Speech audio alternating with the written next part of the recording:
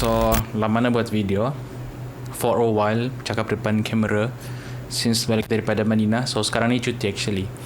Dapat peluang untuk beli kamera baru after 4 years. Not a big camera actually, just incrementally upgrade kepada kamera like this one. Hihi. So sudah buat video unboxing. So dalam video ni saya akan ceritakan tentang perbezaan dan perbandingan Sony saya yang saya guna sekarang ni tengah recording dengan Sony ZV-E10. First of all, like kita bandingkan apa beza body yang lama dan baru. You can see body dia kecil dan compact dengan sangat cute actually. Senang dibawa ke mana-mana. Yang obviously, first of all kita tengok full articulate flip screen instead of yang kita tengok lama punya. Tiada EVF actually, berbanding dengan yang lama punya ada EVF, dan tiada masalah pun bagi saya sebab saya ambil video instead of photo mode.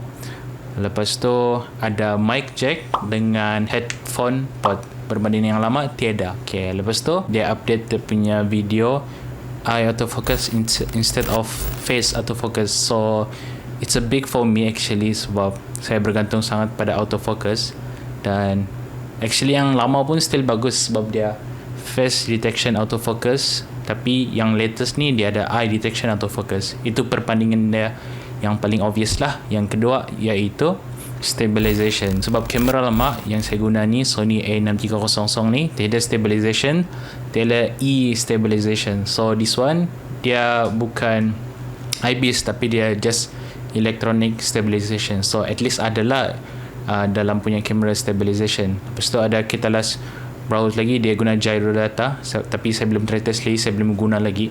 So nanti saya akan guna lah. So perbandingan seterusnya adalah color.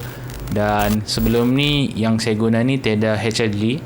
So perbandingan dia saya selalu guna S-Log 2 sini tu dengan HDR lah saya yang sekarang update ni. Ini perbandingan dia. Saya suka update color dia.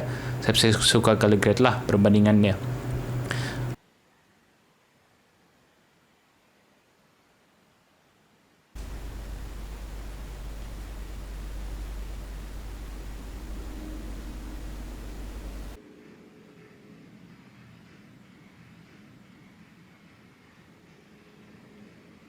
Lepas tu dia murah berbanding A6400. So one of the reason kenapa saya nak angkat A6400 tu sebab dia punya keluaran tu 2019 punya lah. Lepas tu yang kamera ni yang latest punya keluaran 2021, tapi dia punya features dalam ni lebih kurang macam pro level punya lah. Tapi dia punya format video semua sama, still sama. Yang beza dia itulah yang saya sebut tadi. Lepas tu dia ada this one. Saya suka this one lah. So nak lagi pakai external like this one. So senang untuk vlogging ke mana-mana. Dia punya bateri saya belum try test lagi bateri dia. Tapi at least orang jaga bateri dia much better daripada yang lama ni sebab overheating issues. This one dia manage dia punya battery time consuming lagi better daripada yang lama. Lepas tu yang baru ni kan tiada recording limit berbanding dengan kamera lama yang saya guna ni ada record limit 30 minit. Ini tidak unlimited sampai kau punya bateri habis ataupun kau punya memory full. Button layout dia pun lebih kurang sama, just a little bit different berbanding yang bagian top dan bagian di bawah punya.